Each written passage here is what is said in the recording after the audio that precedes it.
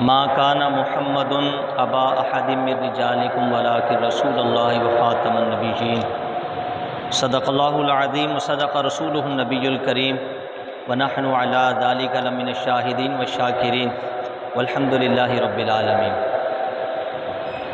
آج انشاءاللہ العزیز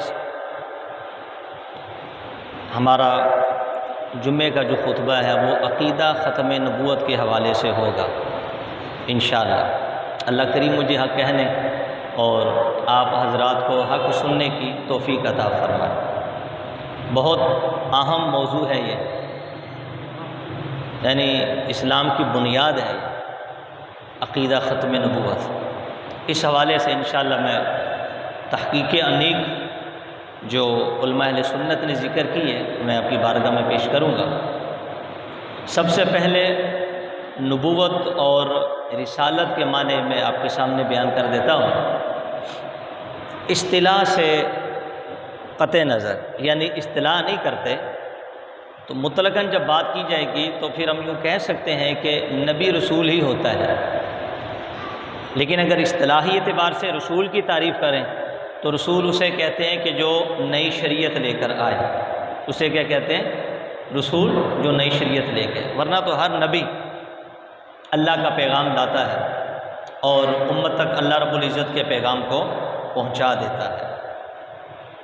لہذا ہر رسول کا نبی ہونا یہ ضروری نہیں ہے، اور یہ جو انبیاء ہوتے ہیں یہ انسانوں میں ہوتے ہیں، یہ خاص ہے انسانوں کے ساتھ۔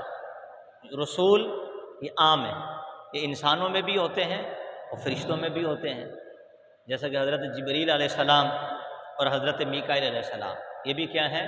رسول ملائکہ ہیں۔ یہ مسئلہ آپ اپنے ذہن میں حاضر رکھیے گا۔ شاید کسی کو مغالطہ ہو، کوئی یہ سمجھے کہ جس کی طرف وحی نازل ہو وہی نبی اور رسول ہوتا ہے، ایسا نہیں ہے۔ اس لیے کہ انسانوں کے علاوہ دیگر مخلوقات کی طرف بھی وحی ہوئی ہے۔ انسانوں میں انبیاء کی طرف بھی وحی ہوئی، رسولوں کی طرف بھی ہوئی، اور فرشتے لے کر آئے، اور انسانوں کے بعد دوسری مخلوق پر بھی وحی ہوئی، تو ہم ان کو نبی نہیں کہہ سکتے۔ اب اس کو آسان کر کے آپ سمجھیے، قرآن پاک کا جب ہم مطالعہ کرتے ہیں تو انسانوں میں انبیاء کرام علیہ السلام کے علاوہ دیگر لوگوں کے بارے میں بھی ارشادات ملتے ہیں کہ جن کی طرف وحی کی گئی ہے۔ ایک سورہ طٰہٰ کی آیت میں آپ کے سامنے پڑھتا ہوں۔ اذ اوحینا الی امک ما یوحیٰ۔ اللہ رب العزت نے حضرت موسیٰ علیہ السلام کی ماں کے بارے میں ارشاد فرمایا کہ ہم نے غیبی اشارے سے آپ کی والدہ کو وہ بات سمجھائی کہ جس کی وحی آپ کو کر رہے ہیں۔ اب موسیٰ علیہ السلام کی والدہ کی طرف وحی کی تو کیا معاذ اللہ نبوت مل گئی ان کو؟ نہیں، کیونکہ نبوت کے لیے مرد کا ہونا شرط ہے، عورت نبی نہیں بن سکتے۔ اسی طرح اذ یہ فارسلنا الیہا روحنا فتمثل لها بشرا سویا قالت انی اعوذ بالرحمن منک ان کنت تقیا قال انما انا رسول ربک لأہب لک غلاما زکیا۔ یہ قرآن پاک کی آیت میں نے آپ کے سامنے پڑھی ہے کہ جس میں جبریل علیہ السلام انسانی شکل میں بی بی مریم رضی اللہ تعالی عنہا کے پاس آتے ہیں ان کو عیسیٰ علیہ السلام کی بشارت دینے کے لیے۔ تو یہاں پتہ چلا کہ جبریل علیہ السلام برگزیدہ اور نیک بندوں کے پاس بھی تشریف لاتے ہیں، ایسا نہیں کہ صرف انبیاء کے پاس ہی آئیں اور دوسروں کے پاس نہ آئیں۔ تو جبریل علیہ السلام کا بی بی مریم کے پاس تشریف لے آنا یہ کوئی اس بات کی علامت نہیں کہ وہ نبی بن چکے تھے۔ اس مسئلے کو بڑے غور سے آپ سمجھیے گا۔ اب یہ انسانوں کے علاوہ دیگر مخلوق کی طرف اللہ رب العزت نے وحی کو نازل فرمایا ہے۔ سورہ نحل کے اندر اللہ فرماتا وَأَوْحَىٰ رَبُّكَ إِلَى النَّحْلِ، تیرے رب نے شہد کی مکھی کی طرف وحی کی۔ اللہ اکبر۔ أَنِ اتَّخِذِي مِنَ الْجِبَالِ بُيُوتًا، کس بات کی کہ پہاڑوں میں گھر بنا لے۔ وَمِنَ الشَّجَرِ وَمِمَّا يَعْرُشُونَ، درختوں میں اور ان چھپڑوں میں جنہیں لوگ اونچا بناتے ہیں۔ اب یہ تو عقل میں بات نہیں آ سکتی کہ کوئی یہ کہے کہ شہد کی مکھی کی طرف وحی کی ہے تو وہ بھی نبی ہوگی معاذ اللہ، اس کو نبوت مل گئی۔ اس سے یہ مسئلہ ثابت ہوا کہ انسانوں کے علاوہ دیگر مخلوق کی طرف بھی وحی اللہ رب العزت نے نازل کی ہے۔ تو وحی ہی کا آنا یہ کہ نبوت کی دلیل نہیں ہوتی۔ دوسری بات، سب سے پہلے ایک نبوت کی تعریف کر لیتے ہیں، پھر نبی کس کو کہا جائے، چونکہ یہ جو نبی کی جو تعریف ہے یہ جامع اور مانع ہوگی۔ تو نبوت کی تعریف یہ ہے کہ اللہ تعالیٰ اپنے کسی مقدس اور مطہر پاک بندے پر ایسی وحی نازل فرمائے کہ اس کلام وحی یا خطاب کی وجہ سے اللہ رب العزت کا کوئی حکم اس کے ذمے عائد ہو جائے اور اس پر کسی چیز کو واجب کر دے۔ یعنی جو چیز پہلے واجب نہ ہو، اللہ رب العزت کا جب حکم آئے وحی کے ذریعے، چاہے وہ فرشتے کے واسطے سے ہو یا بلا واسطے کے ہو، جو چیز پہلے واجب نہ ہو وحی کے ذریعے وہ واجب ہو جائے، اسے نبی کہتے ہیں۔ کہیں ذرا سبحان اللہ، اسے کیا کہتے ہیں؟ وہ نبوت ہوتی ہے۔ اور ایسے شخص کو کہ جس پہ وحی کے ذریعے اس چیز کو واجب کیا جائے جو پہلے نہ ہو، اس کو کیا کہتے ہیں؟ نبی کہتے ہیں۔ یہ میں مختصر سی اپنے الفاظ کے اندر نبوت کی تعریف جو علماء کرام نے ذکر کی وہ میں نے آپ کے سامنے رکھی۔ فقط اللہ تعالیٰ کا مخاطب ہونا یہ بھی نبوت نہیں ہوتا، اس لیے کہ بہت سارے مومن اولیاء اللہ اور صالحین کی طرف فرشتے خوشخبریاں لے کے آتے ہیں۔ اس کا معنی یہ نہیں ہے کہ فرشتے کسی کی طرف اللہ رب العزت کی جانب سے بشارہ لے کے آئے وہ معاذ اللہ نبی بن جائے، ایسا نہیں۔ لہم البشریٰ فی الحیات دنیا وفی الآخرہ، ان لوگوں کے لیے دنیا کی زندگی کے اندر بھی خوشخبری ہے اور آخرت کے اندر بھی خوشخبری ہے۔ اب نبی پاک علیہ السلام نے اس کی تفسیر میں مفسرین نے فرمایا کہ حضور علیہ السلام نے فرمایا کہ مومن اور بالخصوص مومن صالح اور اللہ کا جو مقرب محبوب ہوتا ہے، جب اس کی موت کا وقت قریب آتا ہے تو وہ اسے ناپسند سمجھتا ہے۔ یعنی موت کو مومن صالح ہو مقرب ہو لیکن موت کو وہ ناپسندیدہ سمجھتا ہے۔ پیار کرتا ہے رب سے، عمل کرے گا، اجر پائے گا، لیکن موت کو ناپسندیدہ سمجھتا ہے۔ یہ حدیث پاک ہے اور طویل حدیث ہے، اس کا ٹکڑا میں آپ کے سامنے پیش کرتا ہوں۔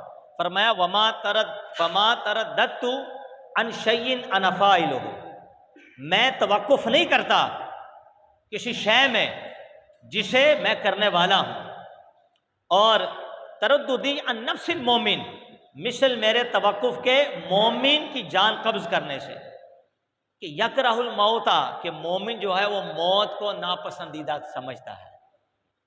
وَأَنَا أَكْرَهُ مُسَاءَتَهُ، اور فرمایا کہ میں اس کے غمگین ہونے کو ناپسندیدہ رکھتا ہوں۔ یعنی وہ جو موت کو ناپسندیدہ سمجھتا ہے، میں اس کے اس کنسیپٹ کو ناپسندیدہ سمجھتا ہوں اللہ رب العزت کے پاس آنے کا۔ سبحان اللہ، یہ حدیث پاک آپ کے سامنے۔ مطلب کیا ہوا؟ یعنی جو کام میں کرنا چاہتا ہوں اس میں دیر نہیں کرتا اور کبھی اتنی تاخیر نہیں فرماتا کہ جتنی دیر اس مومن کی موت واقع کرنے میں کرتا ہوں، اس لیے کہ وہ موت کو پسند نہیں کرتا اور میں اس کی موت کے پسند نہ کرنے کو ناپسند کرتا ہوں۔ یہ اس حدیث کی شرح۔ اور مجھے اس بندے کی ملاقات بڑی محبوب ہوتی ہے۔ کہیں ذرا سبحان اللہ، اللہ اکبر۔ پھر انجام کیا ہوتا ہے؟ یہ بات اگر کسی کے ذہن میں آ جائے تو پھر جو میرا مدعا جو میں آپ کو سمجھانا جا رہا ہوں وہ حل ہو جائے۔ مطلب یہ ہوا کہ جب اللہ تعالیٰ کا بندہ موت سے کراہت کرتا ہے، ناپسندیدہ اس کو سمجھتا ہے، پھر اللہ رب العزت فرشتوں کے ذریعے اس کو بشارت عطا فرماتا ہے۔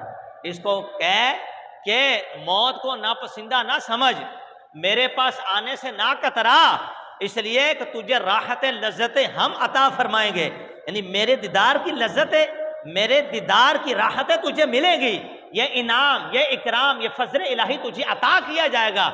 جب فرشتے اللہ رب العزت کی طرف سے بندہ مومن کو ملنے والی اور راحتوں لذتوں کا ذکر خیر کرتے ہیں تو پھر وہ مومن جو موت کو ناپسندیدہ سمجھنے کا خیال کرتا ہے، اب وہ اس بات کو محبوب سمجھتا ہے کہ مجھے موت آئے میں اللہ رب العزت کے دیدار سے مستفیض ہو جاؤں، اللہ رب العزت کی لذتیں پالوں، وہ راحتیں پالوں، وہ بشارتیں پالوں، پھر بالآخر اس کا جو کنسپٹ ہے موت کو ناپسندیدہ ہونے کا وہ ختم ہو جاتا ہے۔ اللہ اکبر، اللہ اکبر۔ تو پتہ چلا اللہ کے جو نیک بندوں اور صالحین پر فرشتے بشارتیں لاتے ہیں، وہ اللہ تعالیٰ فرشتوں کے واسطے سے مخاطب ہوتا ہے بندوں سے۔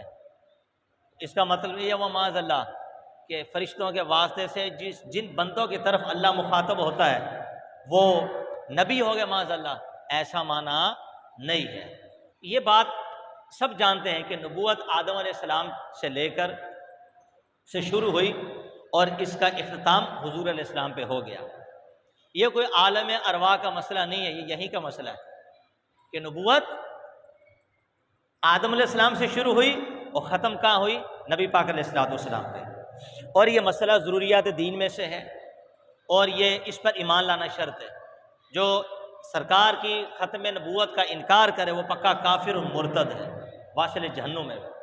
یہ مسئلہ بڑا حساس مسئلہ ہے، حضور خاتم النبیین ہے، لہذا اپنے بچوں کو یہ مسئلہ سمجھائیں اور بتائیں کہ سرکار ایسے خاتم النبیین ہے کہ اگر کوئی یہ بھی خیال کرے کہ سرکار کے تشریف لے جانے کے بعد کسی دوسرے کا نبی ہو کر آنا ممکن ہے وہ بھی کافر، اور جو یہ باطل عقیدہ رکھے اور اس باطل عقیدہ رکھنے والے کو کوئی مسلمان سمجھے وہ بھی کافر، اور جو یہ باطل عقیدہ رکھے کہ معاذ اللہ میں نبی ہوں اور اس کے اس گندے اور باطل عقیدے پر کوئی دلیل بھی مانگے وہ دلیل مانگنے والا بھی کافر ہو جاتا ہے۔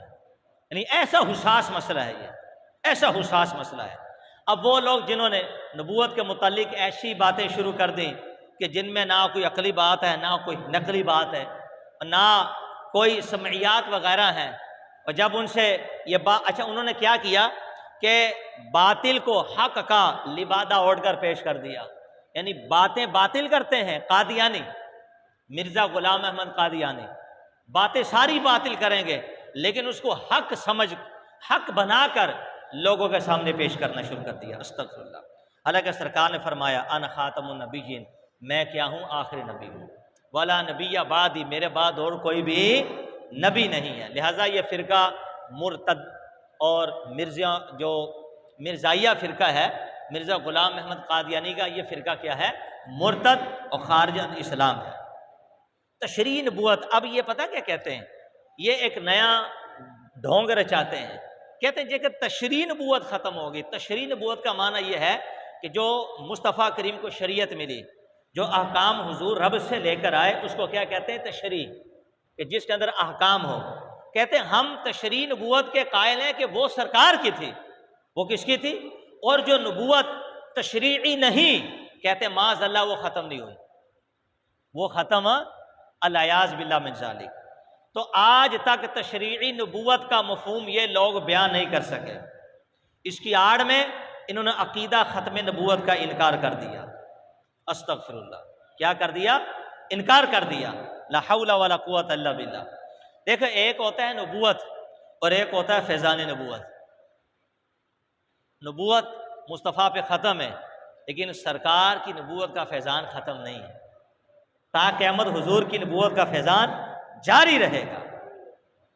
بس وہ فیضان نبوت جو باقی ہے اس کو حضور علیہ السلام نے مبشرات سے تعبیر فرمایا، یعنی اچھے خواب فرمایا لم یبقى من النبوت الا المبشرات، یعنی کہ نبوت باقی نہیں رہی، اب نبوت میں سے کوئی شے باقی نہیں رہی سوائے مبشرات یعنی اچھے خواب۔ اب کوئی اس کا معنی یہ بیان کر دے، اس کا معنی یہ معاذ اللہ جس کو اچھا اور نیک خواب آئے وہ نبی ہے، اس کا معنی یہ نہیں ہے، بلکہ جس کو اچھا اور نیک خواب آئے اسے مصطفیٰ کی نبوت کا فیضان جاری ہوا ہے، اس کا معنی یہ کہیں گے۔ تو نبوت کا ذل یہ بھی فیضان نبوت ہوتا ہے، نبوت کا ذل، چونکہ یہ جو قادیانی ہے ان لوگوں کی طرف سے یہ کہا جاتا ہے کہ اس کو ذلی نبوت ملی ہے۔ ذلی کا معنی یہ ہے، ایک تو کہتے ہیں غیر تشریعی، غیر یعنی حضور کو تشریعی شریعت والی نبوت ملی تھی، اور معاذ اللہ مرزا غلام احمد قادیانی کو غیر تشریع۔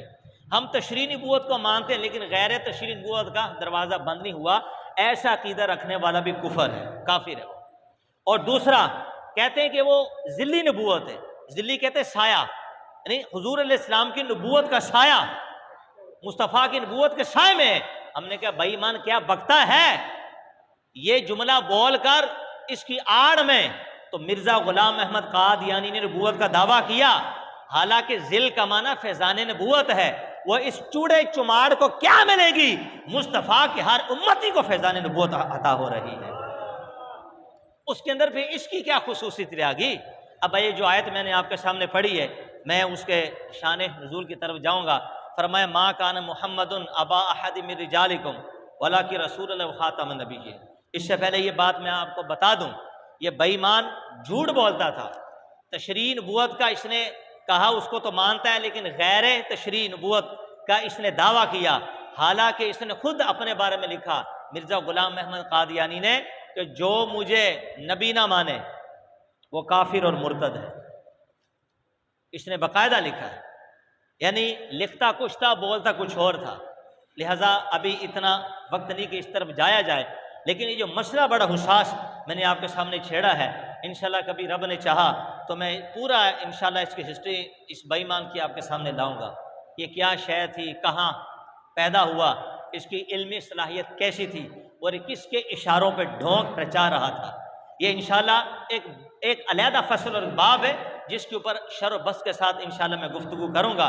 اب یہ آیت جو میں نے آپ کے سامنے پڑھی ہے، اس آیت کے دامن میں عقیدے کے بڑے ہی موتی ہیں کہ جو امت کے لیے علماء نے نشاور کیے ہوئے ہیں۔ اس کا شان نزول یہ کہ نبی پاک علیہ السلام کے غلام کا نام تھا حضرت زید بن حارثہ، جو کہ حقیقت میں حضرت خدیجہ الکبریٰ رضی اللہ تعالی عنہا کے غلام تھے، اور جب سرکار کا نکاح ہوا تو حضرت خدیجہ نے غلام کو نبی پاک علیہ السلام کو تحفے میں دے دیا، فرمایا کہ حضور یہ ہے چھوٹا لیکن کام بڑے اچھے کرتا ہے، یہ آپ کے چھوٹے چھوٹے کام بڑی جلدی کر دے گا، قربان جاؤں، جو پہلے ہی اچھا ہو جب نسبت مصطفیٰ ملی تو کتنا زیادہ اچھا ہو گیا ہوگا، اللہ اکبر کبیرہ۔ اب آپ دیکھیے زید بن حارثہ چھوٹی عمر میں یہ ماں کے ساتھ ننہال جا رہے تھے، ڈاکو نے حملہ کیا، لوگوں سے مال لوٹا اور ان کی ماں سے حضرت زید کو بھی چھینا، اور بکتے بکاتے ہوئے مکے میں آ گئے۔ حضرت خدیجہ الکبریٰ رضی اللہ تعالیٰ عنہ مکے میں گئیں اور مکے کے بازار سے جا کے حضرت زید کو خرید لیا، اچھا، اور خرید کر حضور علیہ السلام کو تحفے میں دے دیا۔ ایک دن حضرت زید مکے کے بازار میں تھے اور ان کے چچا مکے کی منڈی میں پہنچے، انہوں نے دیکھا کہ یہ میرا بھتیجا لگتا ہے، پیچھا کیا کہ کہاں جاتا ہے، تو بالآخر جو ہے انہوں نے نبی پاک علیہ السلام کے اس غلام کے بارے میں پہچان کو حاصل کر لیا کہ یہ میرا بھتیجا ہے جو کہ کافی عرصہ پہلے ہم سے گم ہو گیا۔ اب کیا ہوا، ادھر والد کا یہ حال تھا کہ جس کو مستدرک علی الصحیحین کے اندر اور مسند امام احمد بن حنبل کے اندر ذکر کیا گیا اشعار کی صورت میں، جس کا ترجمہ کچھ یوں ہے کہ آپ کے والد کا حال یہ تھا کہ آپ یوں کہتے تھے اگر پتہ چل جائے نا کہ میرا بیٹا پہاڑوں کے اوپر ہے تو میں اس کو حاصل کرنے کے لیے اتنا لمبا سفر کروں گا کہ اگر میرے جوتے پھٹتے ہیں تو پھٹ جائیں لیکن میں پیچھے نہیں ہٹوں گا، سواری تھکتی ہے تو تھک جائے لیکن میں پیچھے نہ ہٹوں گا، اپنے بیٹے کو حاصل کروں گا۔ اور ادھر ماں کا حال یہ تھا، بچے کے غم میں رو رو کے اندھی ہو گئی، یعنی آنکھیں نبینا ہو گئی، ماں اندھی ہو گئی، آنکھیں نبینا ہو گئی بچے کے غم میں۔ بالآخر گھر پہ گئے، حضرت زید کے والد کو اپنے بھائی کو کہا کہ بھائی جان آپ کے بچے کو میں نے ڈھونڈ لیا ہے، پیسہ جمع کرو۔ اچھا، اس سے پہلے جب انہوں نے دیکھا کہ حضرت زید بن حارثہ نبی پاک علیہ السلام کی بارگاہ میں جا رہے تھے، وہیں پر مکے میں انہوں نے کسی سے پوچھا، اور وہاں پر کسی سے پوچھا، کہاں؟ مدینہ شریف میں، وہاں سے کسی سے جا کے پوچھا، بلکہ سوری وہیں پر مکہ شریف میں جہاں جا رہے تھے کسی سے جا کے پوچھا کہ یہ کس کا غلام ہے، اس کا آقا کون ہے، اور تھوڑی انکوائری کی، اور اس کے بعد پوچھا کہ اس کا آقا کیسا ہے، لوگوں نے کہا کہ جس کا یہ غلام ہے، جس بندے کا، اس جیسا بندہ ہم نے آج تک دیکھا ہی نہیں ہے۔ پھر گھر پہ آئے، اپنے بھائی کو بتایا تو کہا کہ بھیا پیسے کو جمع کرو، اور پیسے کو جمع کرو اور چلتے ہیں، آپ کے بیٹے کو لے کے آتے ہیں۔ تو پھر ان کے والد نے اپنی جائیداد کو بیچا اور ایک تھیلا پیسوں کا بھرا اور ان کو لے کے نبی پاک علیہ السلام کی بارگاہ میں آ گئے۔ مکے پہنچے، سرکار کے پاس، حضور کے پاس بیٹھے، رونا شروع ہو گیا۔ سرکار نے فرمایا کدھر آئے؟ رو رہے ہیں۔ کہا جی یہ پیسوں کا تھیلا آپ پکڑیے، پہلے پیسہ لے، بعد میں کریں گے۔ سرکار نے فرمایا کہ پیسے ادھر کرو، بتاؤ کیا پتہ وہ بات پیسوں کے بغیر بھی حل ہو جائے۔ تو حضرت زید کے والد حارثہ نے کہا کہ بات ایسی جو پیسوں کے بغیر حل نہیں ہو سکتی۔ تو سرکار نے فرمایا یہ بارگاہ ایسی ہے کہ یہاں جو کام پیسوں کے بغیر نہیں ہوتا، ہم وہ کام پیسوں کے بغیر بھی کر دیا کرتے ہیں، پیسوں کے بغیر بھی کر دیا کرتے ہیں۔ پیسہ اس طرف رکھ دو۔ پیسہ رکھا، رونا شروع ہو گئے۔ عرض کی حضور وہ جو آپ کے پاس غلام ہے نا زید، میں اس کا باپ ہوں، یہ اس کا چچا، یہ اس کا پھوپھا اور یہ دیگر رشتہ دار، پیسہ لے لیں، بیٹا حوالے کر دیں۔ سرکار نے فرمایا پیسہ اس طرف کرو، زید آ رہا اس کو آنے دو، ملاقات کرو، اگر زید بخوشی خوشی آپ کے ساتھ جانا چاہے تو چلا جائے، پیسے نہیں لوں گا، ویسے ہی بھیج دوں گا، لیکن اگر وہ نہیں جانا چاہے تو پھر میں بھیجوں گا نہیں۔ حضرت زید آ گئے اور جیسے ہی داخل ہوئے تو ایک طرف چہرہ مصطفیٰ ہے اور ایک طرف چہرہ ہے والد کا ہے، ایک نظر ادھر ایک نظر ادھر۔ سرکار نے فرمایا کہ زید اٹھو، تمہارا باپ ہے، ملاقات کرو۔ باپ اور بیٹا دونوں ملے اور سسکیاں مار کر رو رہے تھے۔ اللہ اکبر۔ جب بیٹھے سرکار نے فرمایا کہ زید یہ آپ کے والد پیسہ لے کے آئے ہیں اور مجھے دے رہے ہیں کہ پیسہ لو اور زید دے دو۔ تو میں نے کہا کہ پیسہ مجھے نہیں چاہیے، زید سے پوچھ لو، زید جانا چاہتا ہے تو بغیر پیسوں کے لے جاؤ۔ اب زید اگر تمہیں جانا ہے تو چلے جاؤ، یہ تمہارے والد ہیں۔ حضرت زید چپ، بول ہی نہیں رہے۔ سرکار نے دوبارہ فرمایا کہ زید جانا چاہتے تو چلے جاؤ۔ حضرت زید پھر چپ۔ پھر سرکار نے تیسری بار فرمایا۔ حضرت زید کہتے یا رسول اللہ میں نہیں جاؤں گا، میں نہیں جاؤں گا۔ اللہ اکبر، میں نہیں جاؤں گا۔ حضرت زید کی آنکھوں میں آنسو تھے۔ یا رسول اللہ میں نہیں جاؤں گا۔ تو پھر کون بولا؟ بریلی کا تاجدار، تیرے ٹکڑوں پہ پلے غیر کی ٹھوکر پہ نہ ڈال، جھڑکیاں کھائے کہاں چھوڑ کے صدقہ تیرا۔ باپ بولا تو نے غلامی کو آزادی پر پسند کر لیا۔ حضرت زید نے کہا ایسی غلامی پر دنیا کی آزادی کو قربان کر دیتا۔ اللہ اکبر۔ پھر باپ نے کہا مت بھول میں تیرا باپ ہوں، گھر پہ تیری ماں ہے، ٹھیک ہے، تجھے یہاں بڑی آسائشیں ملی ہوں گی، بڑی راحتیں ملی ہوں گی، لیکن تو ہمارے ساتھ گھر چل۔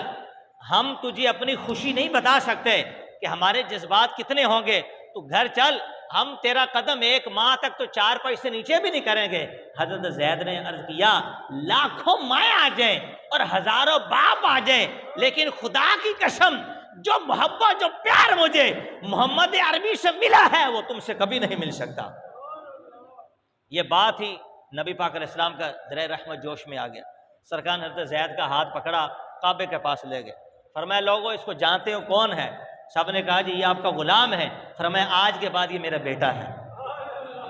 متبنہ، منہ بولا بیٹا بنا لی حضرت زید کو، سبحان اللہ، بیٹا بنا لیا۔ اور پھر وقت گزرتا کہ حضرت زینب رضی اللہ تعالی عنہ سے ان کی شادی ہوئی، پھر کسی وجہ سے طلاق ہوئی، تو پھر عدت گزارنے کے بعد نبی پاک علیہ السلام سے حضرت زینب کا نکاح ہو گیا۔ اب یہ سگی اولاد نہیں تھی، منہ بولا بیٹا تھا، نسبت کی وجہ سے محبت میں سرکار نے ان کو منہ بولا بیٹا بنا دیا۔ تو مشرکین مکہ نے، لوگوں نے تانا مارنا شروع کر دیا کہ دیکھو محمد عربی نے اپنی بہو کے ساتھ شادی کر لی۔ اللہ رب العزت نے فرمایا کہ میرے محبوب کا کہ اولاد میں سے کوئی اولاد بالغ نہیں ہوئی، کوئی اولاد بالغ نہیں ہوئی۔ اس سے ایک مسئلہ ثابت ہوا کہ ناموس رسالت پہ جب بھی حملہ ہوا ہے، سب سے پہلے جس نے ناموس رسالت کے بارے میں جواب دیا وہ خود خالق کائنات کے ساتھ ہے۔